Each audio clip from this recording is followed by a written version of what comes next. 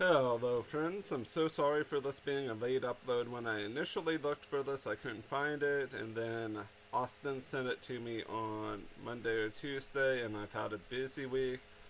I was going to try to record this Wednesday, but I ended up not feeling too well Wednesday. I ended up having some allergies to something I ate, but that's out of the way. This is Yokai Watch Y Academy, or Yokai Academy Y, Close Encounters of the In-Kind, Episode 51, Fighting to the Death, Maezra Bolt, the Earth Becomes Space Dust. Or, Maezra Boruto Chi Kyu wa Uchu no Shiri ni Naru. And the English translation is very much on point with that. And this episode shows the epic battle of Goku and Frieza. Oh, wait. I'm wrong.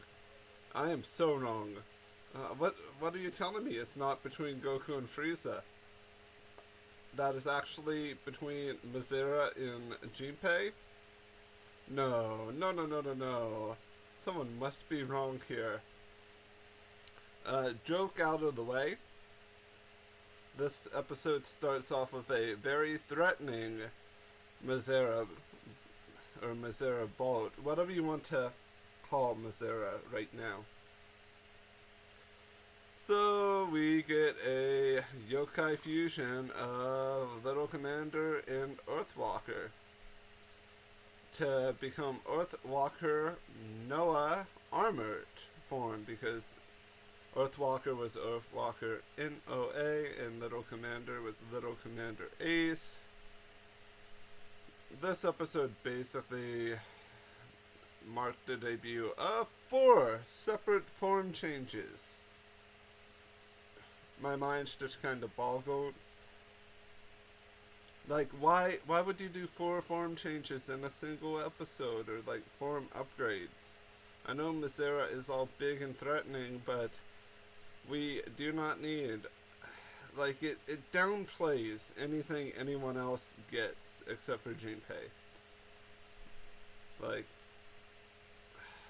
I'm not gonna say it doesn't matter, but at the same time, no one else's power-up matters but Jinpei in the series, just due to the fact that he, loves his cat boy. But even as the great armored Earthwalker Noah,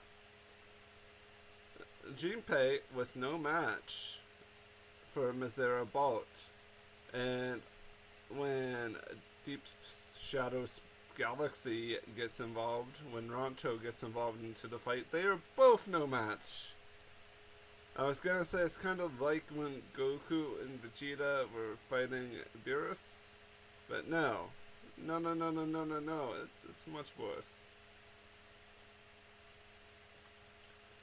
We do get to see a lot of destruction in this episode, like different trees and buildings being destroyed by the battle occurring. We also get to see Emma, because why wouldn't we get to see Emma? Emma is good girl. And we also get to see Emma, Zazzle, our lovely, our great president, Natsuki as well.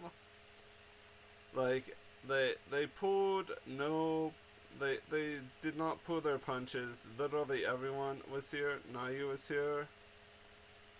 But Deep Space, I'm gonna botch the name because I'm thinking of like Deep Space Nine. Every time I say Deep Shadow Galaxy, tried to use the sword to kill Maezra Bolt. Basically charged in with that sword attack, and the sword attack actually ended up, like the Dark Blade, ended up being no use, no good. Maezra's like, this is just a flesh wound, it's okay. And Maezra's body is made up of some weird material, and was able to separate Maezra's self from the sword and continue fighting. We get some plot with T-Dine and with Mataro.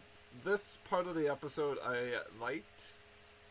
It felt rushed, but considering this entire series is a comedy action series with heavy comedy, I guess this particular section was the section that worked well despite feeling rushed, because normally character development build up between two different beings or people takes a little while longer. But I got to remember they're wanting to get stuff ramped up for season 2, which I have to do a video on. But basically, Mataro is basically telling T9 his heart is set on joining his friends and being a true hero. And that he wants to fight Maezra Bolt as well. T9 basically explains T9's thoughts and feelings concerning this, and then eventually they get on the same page. I want to point out to people that T9's earrings are Makatamas, and I think that's cool, because I don't know if I pointed that out yet, but now it's been pointed out, so everything's good, I guess. So, while this is all going on, and while we get another form change that people are going to say did not feel as impactful, we got the last T9, I guess that's what it's called. Or it's called Lasuto T-Dine. I really wish they would have done like T-Dine, T-Diamond, or something like that.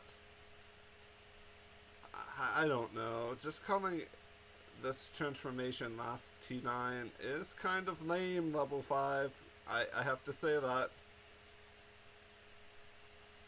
Basically, all of the green from the T9 suit or T9 form is changed to like a purplish color. So you can basically say he went from being basically a green boy to a purple boy. But Mataro is still Mataro, and this power-up was good for Mataro and gave them a slight advantage against Maezra Bolt. Well, it at least evened the odds until Maezra Bolt sent a flaming meteor towards the academy. But no, guys. There's no surprise that Deep Shadow Galaxy has anchor arms. I mean gorilla arms. Yes, another power-up that came out of nowhere. Am I surprised? No. Are you surprised? No. But are we all surprised that Fubuki and company Henshined, like, transformed and did nothing when Junpei was, like, knocked out of Earthwalker mode? No, we are not really surprised because the power gap is much larger than what we want to truly admit. The power gap for Maezra and even like Earthwalker, like in a way, Armored is much larger than we want to speculate. And I'm not here to do a tier list or anything like that. We also get references to some of the old Onryo, like the Cyclops, Jumbo Tomomichi-kun, Scandal Machine, and Death Conductor, which I don't really know why we got references to them. I know they were trying to tie in the fact that the Onryo were just training to basically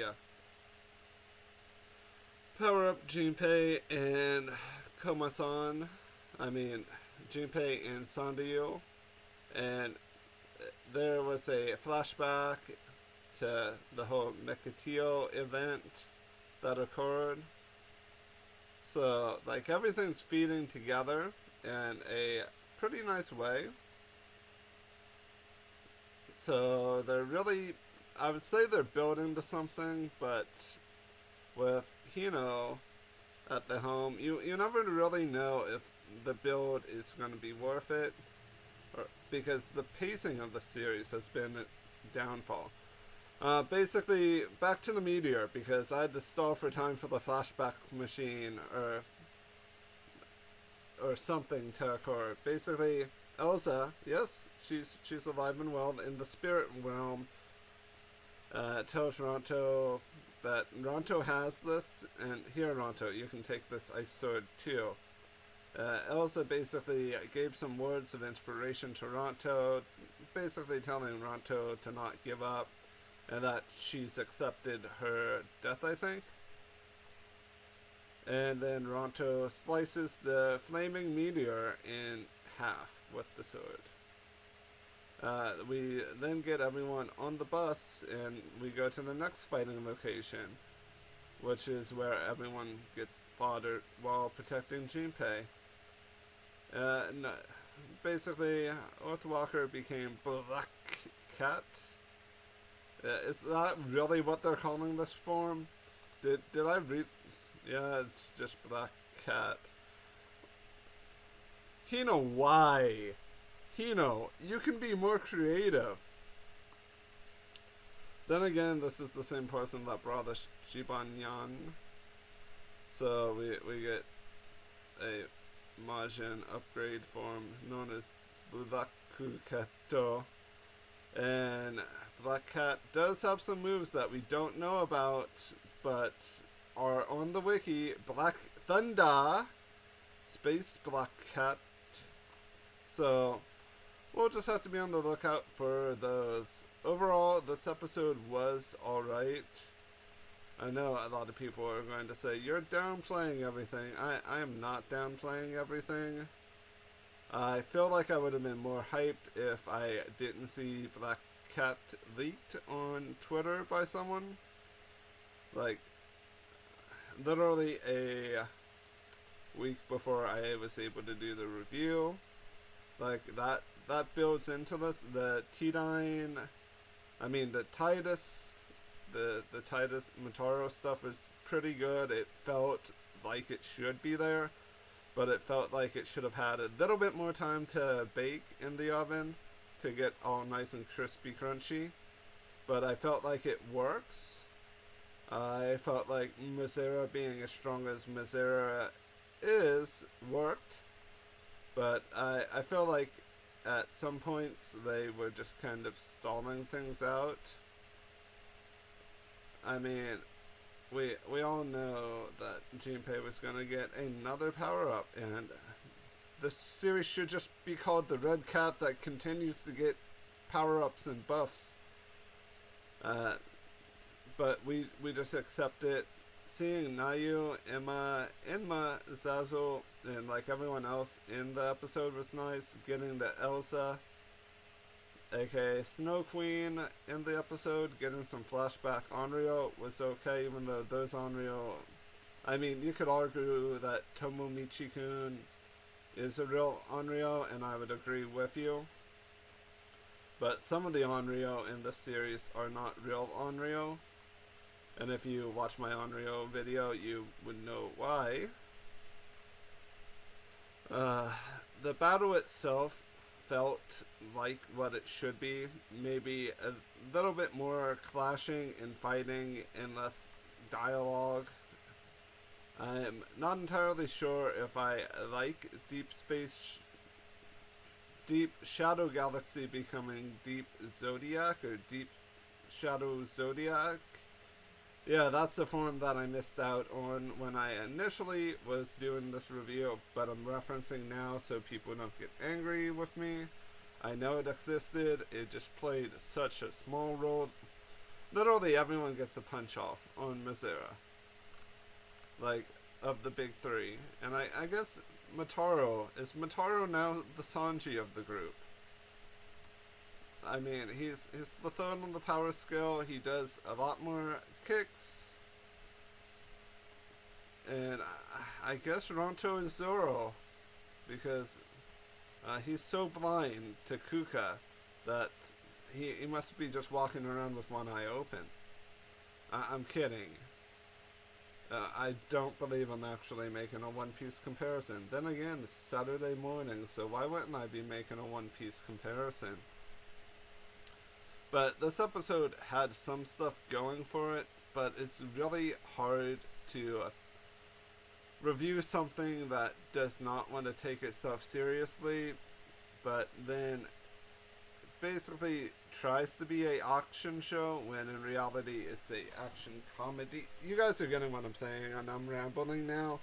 Overall, it was good, minus the pacing and minus certain other little things. There was like no graphical errors that I noticed initially, so it seems like they're back to actually being in full force and full power for developing stuff for the series. But that's it for the review. I love and appreciate you guys. Have a good day.